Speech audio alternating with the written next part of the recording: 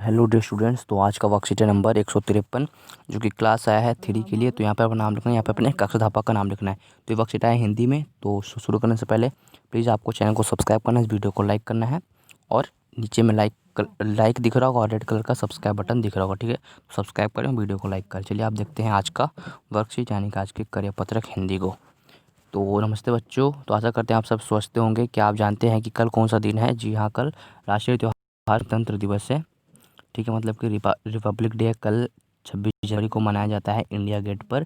जो दिल्ली के राष्ट्रपति है, जो भारत के राष्ट्रपति है, वही वहाँ पे भाषण देते हैं, ठीक है। तो इसी में यहाँ पे आपको बताया गया है कि गणतंत्र दिवस भारत का राष्ट्रीय पर्व है जो प्रति वर्ष 26 जनवरी के दिन मनाया जाता है। सन 1950 में इसी दिन हमारे देश में संविधान लागू किया गया था, जिसका निर्माण भीमराव अम्बेडकर जी की अध्यक्षता में किया गया था। यह पर्व पूरे देश में हर्षोल्लास के साथ मनाया जाता है।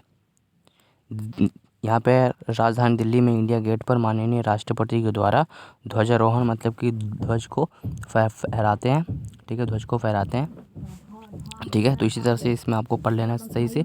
आप देखते हैं प्रश्न नंबर 1 है कि आप सब भी कल अपने परिवार के साथ टेलीविज़न पर गणतंत्र दिवस की परेड जरूर देखना। तो आपको कल देखना है टीवी पर, परेड देखना है। कल आएगा टीवी पर परेड, जो आया है जो कल 26 जनवरी है इसलिए।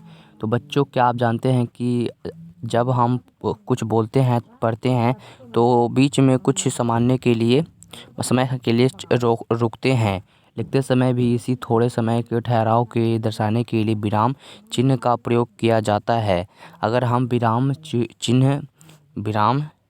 विराम का उचित प्रयोग ना करें तो अर्थ में परिवर्तन हो सकता है। उदाहरण के लिए इन दो वाक्यों को पढ़िए। तो पढ़ो मत लिखो, ठीक है। पढ़ो मत लिखो, ठीक है। तो इसमें देखिए यहाँ पे एक पूर्ण विराम आया है, फिर यहाँ पे भी आपको एक पूर्ण विराम, मतलब कोमा इसे कहते हैं इंग्लिश में, ठीक है। इसे कहते हैं कोमा इंग्लिश में, मगर इसे कहते हैं विराम, ठीक है। तो इसमें कुछ अलग हो गया है। क्या आपने देखा कि एक छोटे से विराम की वजह से दोनों में वाक्यों के अर्थ कितना परिवर्तन हो गया? पढ़ो मत लिखो, पढ़ो मत लिखो, ठीक है। अब जो चिन्ह बोलते या पढ़ते समय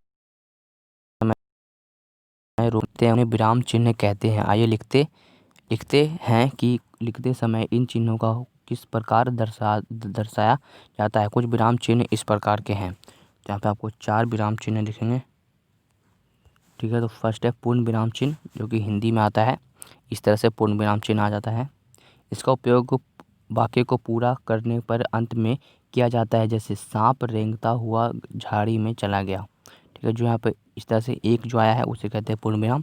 प्रश्नवाचक चिन्ह, क्वेश्चन मार्क का उपयोग प्रश्न पूछते या लिखते समय वाक्य में अंत में किया जाता है, जैसे कि तुमने कभी भर देखा है, ठीक है। तो इस तरह से अल्प विराम चिन्ह, इसका उपयोग वाक्य में थोड़ी देर के रुकने के लिए किया जाता है।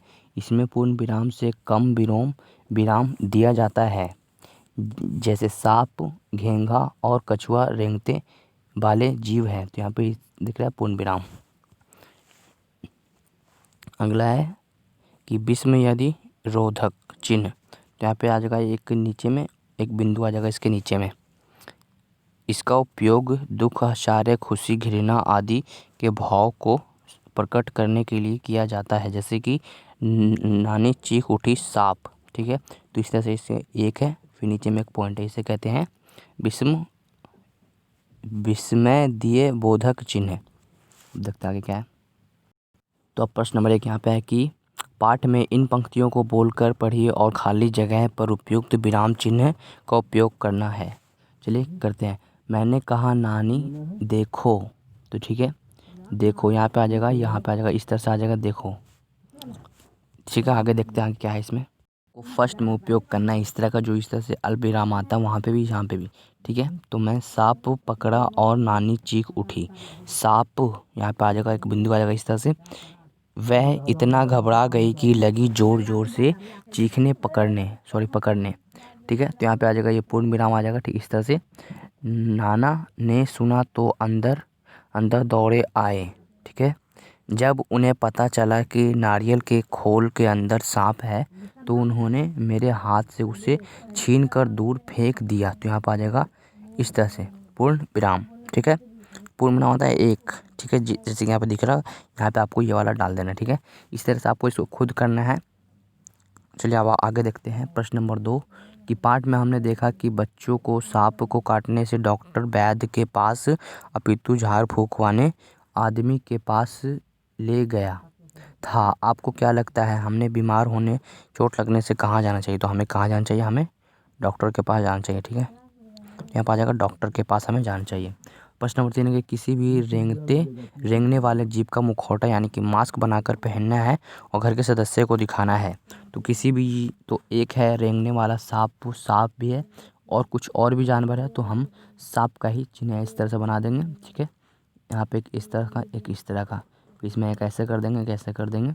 इसमें कुछ और भी आप ऐड करके इसको मुखौटा आप बना सकते हैं अच्छे से।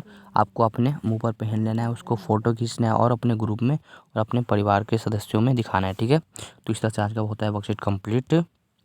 तो आगे जाने से पहले प्लीज़ चैनल को सब्सक्राइब करना है। Subscribe this channel on YouTube. Subscribe करने के बाद नीचे में लाइक दिख रहा होगा, उसे भी दबा देना है। सब्सक्राइब जरूर करना है।